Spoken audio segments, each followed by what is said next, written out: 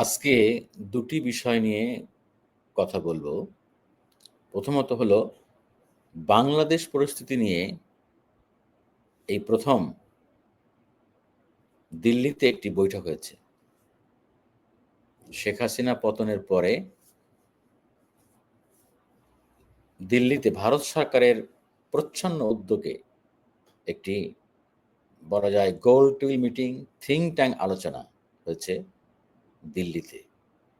এরকম একটি খবর দিয়েছে বাংলা ট্রিবিউন অনলাইন। এই বিষয়টি আগে আমি নিয়ে আলাপ করি, আর এর পরের ধাপে আমি ডক্টর ইউনূসের যে বর্তমান চীন সফর শেষের দিকে আছে এটি নিয়ে একটু আলোকপাত করব। তো প্রথমে দেখে আসি শিরোনামটা কি নিউজের। বাংলাদেশের পরিস্থিতি নিয়ে দিল্লিতে ভারত সরকার উদ্যোগে হয়ে গেল গোল টেবিল মিটিং। তো দুদিন ব্যাপী এই গোল টেবিল অনুষ্ঠিত হয় রাজধানী দিল্লিতে। এটি সরকারের উদ্যোগে হয়েছে। এটি এখানে উপস্থিত ছিলেন ভারতের প্রথম সারির সরকারি কর্মকর্তা, বিশ্লেষক, সাবেক কূটনীতিবিদ, থিংক ট্যাঙ্ক ফেলো, সাংবাদিক, গবেষক, অর্থনীতিবিদ, সাবেক সেনা কর্মকর্তারা। ভারত সরকারের সংস্কৃতি মন্ত্রণালয়ের অধীন সংস্থা Maulana Abul Kalam Azad institute of Asian studies, সংক্ষেপে হল মাকাইয়াস, ছিল এই অনুষ্ঠানের মূল উদ্যোক্তা। তাদের সঙ্গে আরএসএস প্রভাবিত আন্তঃরাষ্ট্রীয় সহযোগ পরিষদ ও কেন্দ্রীয় সরকারের centre for studies in international relations, সংক্ষেপে হল সিএসআইআর, এই অনুষ্ঠানে যুক্ত ছিল সহযোগী প্রতিষ্ঠান এবং নলেজ পার্টনার হিসেবে। বুঝতে পারছেন কত গুরুত্বপূর্ণ বিষয়। 26 ও 27 মার্চ এই গোল টেবিল মিটিংটি হয়। কোথায় হয়? দিল্লির প্রাণকেন্দ্র লোধি গার্ডেন সংলগ্ন ইন্ডিয়া ইন্টারন্যাশনাল সেন্টারে। দীর্ঘ আলোচনা হয়েছে সেখানে দীর্ঘ আলোচনা হয়েছে এবং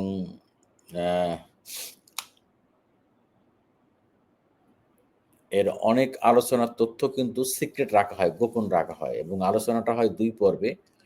শেষের দিকে একটি ক্লোজড মিটিংও তারা করেছেন।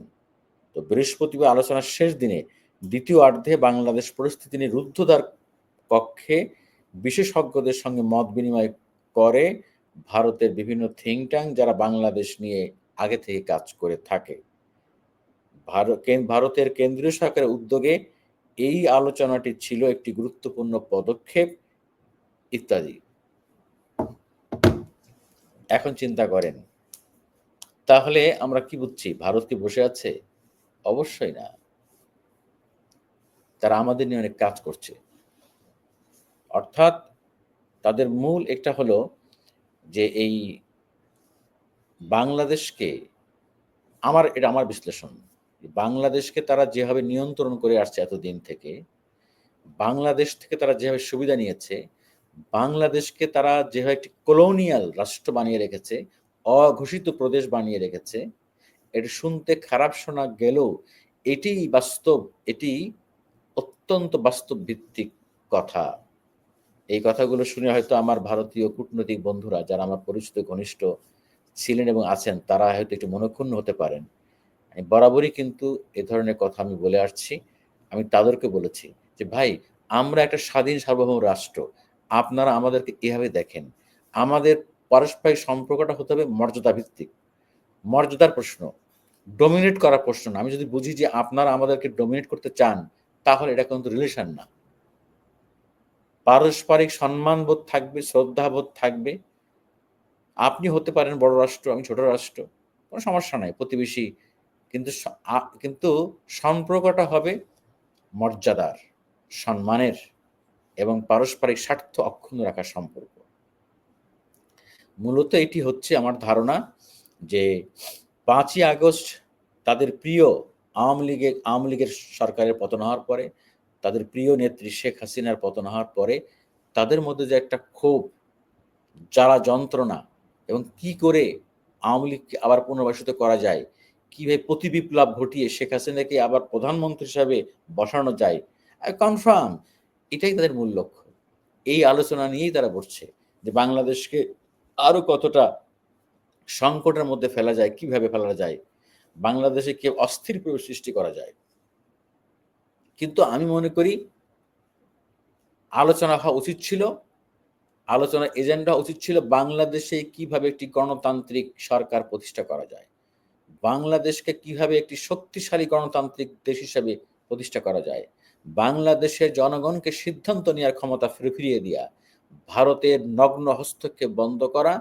বাংলাদেশ আমাদের একটি ছোট প্রতিবেশী রাষ্ট্র, যে রাষ্ট্রকে আমরা 1971 সালে, যদিও পাকিস্তান ভারত তার নিজের স্বার্থেই পুরো পাকিস্তানকে আলাদা করেছে পাকিস্তান থেকে।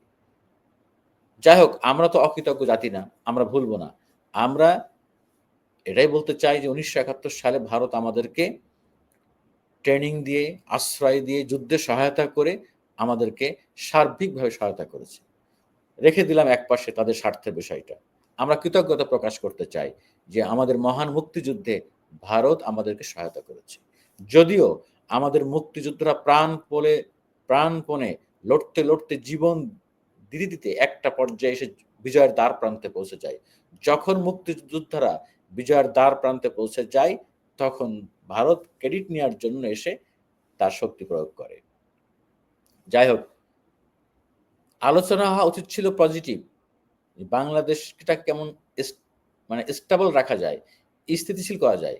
কিন্তু আমার ধারণা সেটি হয়নি। সেখানে আলোচনা হয়েছে সব কনস্পিরেসি, সেখানে জটিল সমীকরণে আলোচনা হয়েছে কিভাবে ইউনিট সরকারকে বেকায়দায় ফেলা যায়, কিভাবে আওয়ামী লীগকে পুনর্গঠিত করা যায়, কিভাবে ইনক্লুসিভ নির্বাচনের নামে আগামী নির্বাচনে আওয়ামী লীগকে পরিপূর্ণ মাত্রায় ভোটে আনা যায় এবং সব ধরনের সমর্থন দেওয়া যায়। এগুলো নিয়ে আলোচনা হয়েছে। ইভেন যদি আমার ধারণা যে যদি বিএনপিকে ঠেকানো না যায়, যদি নির্বাচন ঠেকানো না যায়, তাহলে বিএনপি তো ভোটে ক্ষমতায় আসবে। তাহলে বিএনপির উপরে কেমনে সরওয়ার হওয়া যায়, যে যাতে বিএনপির সাথে একটা সমঝোতা, একটা পূর্ব সমঝোতা করে যে আমরাই তোমাদেরকে ক্ষমতায় আনলাম, আমরা তোমাদেরকে ভোট করতে দিলাম, অতএব আমরা যা বলবো তোমরা তাই শুনবা। আমি মনে করি যে এগুলি হচ্ছে আর কি। তো এই ধরনের বৈঠক আমার ধারণা আরো হবে।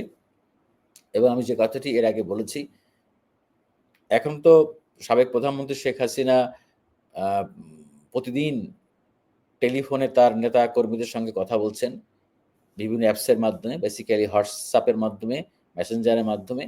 আমার ধারণা এবং বিশ্বাস, ভবিষ্যতে কোনো একদিন যদি আমরা দেখি যে উনি প্রকাশ্যে এসে বক্তৃতা বিবৃতি করছেন, সেটি অবাক হওয়ার কিছু থাকবে না। এটি আমার ধারণা অদূর ভবিষ্যতে এটি হয়ে যাবে।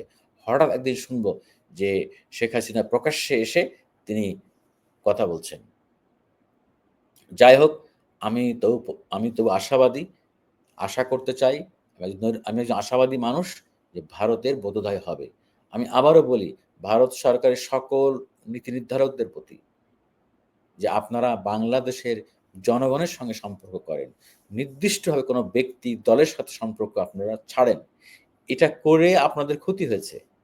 আর যারা বাংলাদেশের সাবেক কূটনীতিক ছিলেন, বিশেষ করে বিনা সিকরি এবং হর্ষবর্ধন